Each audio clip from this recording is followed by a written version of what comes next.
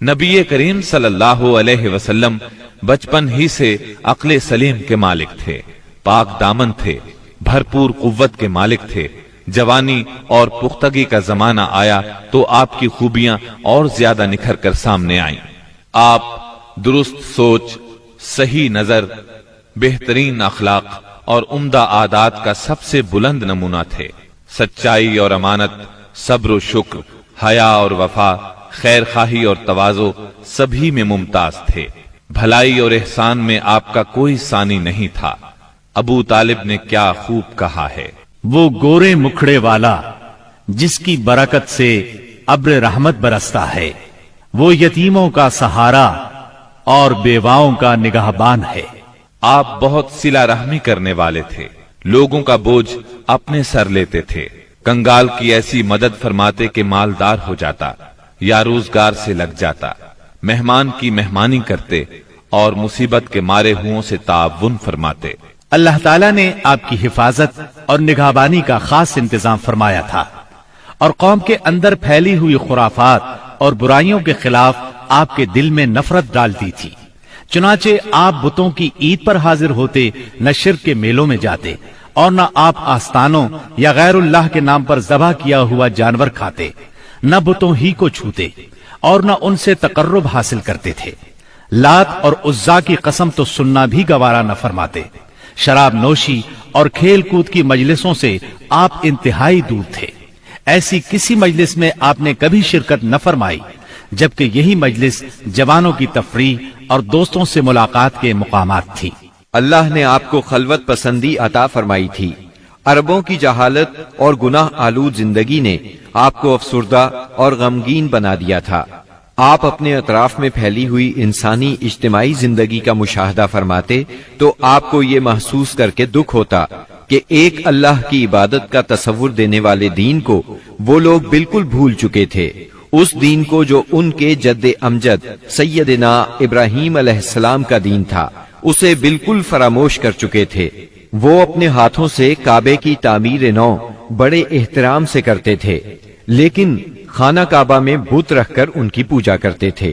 یہ شرک نہیں تو اور کیا ہے؟ منافقت اور کہتے کس کو ہیں؟ جوا، شراب نوشی، بت پرستی اور بے حیائی معاشرے کا جز بن چکی ہے۔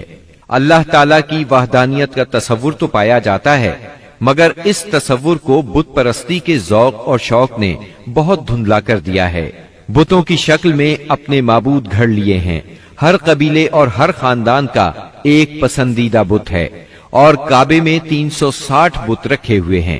بت پرستی کے شوق کا یہ عالم ہے کہ قریش سفر میں جاتے ہیں تو ستو کے بت بنا لیتے ہیں، اور جب ضرورت پڑتی ہے تو اپنے معبودوں کو گھول کر پی لیتے ہیں۔ قریش کے معاشرے اور عرب کے ماحول میں عورت بیچاری کی حالت اس قدر پست، ذلیل اور ردی ہے کہ وہ اونٹوں، بکریوں اور غلے کی طرح تجارت کی چیز بن چکی ہے۔ شادیوں پر کوئی پابندی، کوئی روک نہیں۔ ایک مرد جتنی عورتوں سے چاہے شادی کر سکتا ہے، اور دوسری طرف عورت بھی جتنے مردوں کو پسند کرے ان سے تعلق پیدا کر سکتی ہے۔ چوری چھپے آشنائی سے لے کر کھلی بے حیائی تک ہر برائی کی جاتی ہے۔ پستی اور گراوٹ کی انتہا ہے کہ منقولہ اور موروثی جائیداد کی طرح باپ کی بیویاں بھی بیٹے کو ورثے میں ملتی ہیں، اور وہ اپنی حقیقی ماں کے سوا اپنی ستیلی ماؤں سے شادی کرنے میں کسی قسم کی آر محسوس نہیں کرتا۔ اس بے حیائی کے ساتھ عربوں میں ایک شدید مجرمانہ قسم کی غیرت بھی پائی جاتی ہے، وہ یہ کہ ہماری لڑکیاں کسی کو بیاہ ہی نہ جائیں، کوئی مرد ہمارا داماد نہ بنے۔ سنگ دلی کی حد تک اس غیر فطری غیرت کے سبب لڑکیاں زندہ دفن کی جاتی ہیں، اور اس انتہا درجے کی بے رحمی پر الٹا فخر کیا جاتا ہے۔ آقا کو غلاموں کی موت اور زندگی پر پورا مالکانہ اختیار حاصل ہے۔ ملک میں کوئی مرکزیت نہیں پائی جاتی، ہر قبیلہ اپنے ایک سردار کے ماتحت خود مختار بنا بیٹھا ہے۔ اس چیز نے قبائل کو شدید قسم کی رقابتوں میں مبتلا کر دیا ہے۔ ذرا ذرا سی بات پر تلواریں نیام سے باہر آ جاتی ہیں، اور بڑی خوفناک جنگیں ہوتی ہیں جن کا سلسلہ کئی پشتوں تک جاری رہتا ہے۔ آنے والی نسلیں اپنے اسلاف اور آباء و اجداد کے خون کا انتقام لیتی ہیں۔ گھوڑ دوڑ میں گھوڑا دوڑانے پر جھگڑا، खेतों में बकरियां चराने पर लड़ाई और चश्मों से पानी भरने पर खूंरेजी करते हैं, अपने दुश्मनों को कत्ल करके उनकी खोपड़ियों में शराब पीते हैं। अरब कौम जाहिल है, लिखना पढ़ना नहीं जानती, मगर इन्हें अपनी शायरी और जुबानदानी पर इतना घमंड और गुरूर है कि सारी दुनिया को अपनी फसाहत और शायरी के मुकाबले में गुंगा ख्याल करते हैं। तवहुम परस्ती इंतहा को पहुंची हुई है। जरा जरा सी बात पर फाल निकालते हैं, पांसे फेंकते हैं। हर तरफ कहानत का जोर है। काहिनों से अपनी तकदीर और मुस्तकबिल के बारे में पूछते हैं। अरब के बाशिंदे उस आदमी को काबिल इज्जत और शरीफ समझते हैं जिसके पास बहुत ज्यादा ऊंट, बकरियां और खजूर के बागात हों, बहुत सी दौलत हो, गुलाम हो, कनीजें हों।